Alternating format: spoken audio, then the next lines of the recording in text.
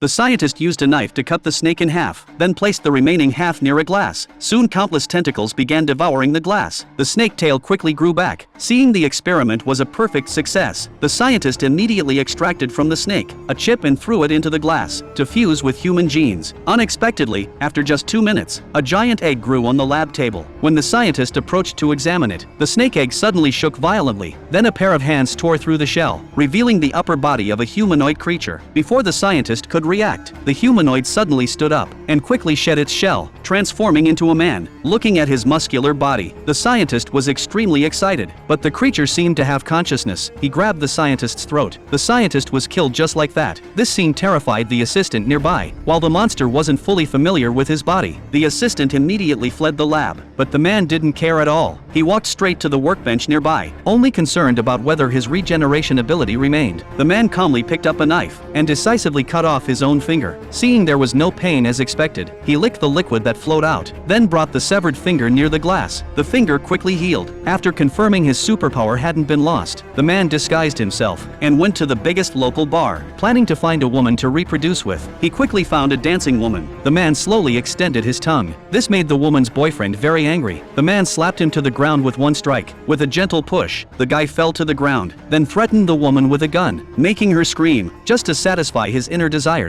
Before he could celebrate, agents suddenly found this place and shot at the man frantically from behind. Seeing too much energy was lost, the man leaped up, rushed into an elevator and escaped. But he hadn't gone far when he was hunted by the agents. He could only grab windshield glass and devour it. The bullet wounds on his chest healed completely when the agents pulled out shotguns.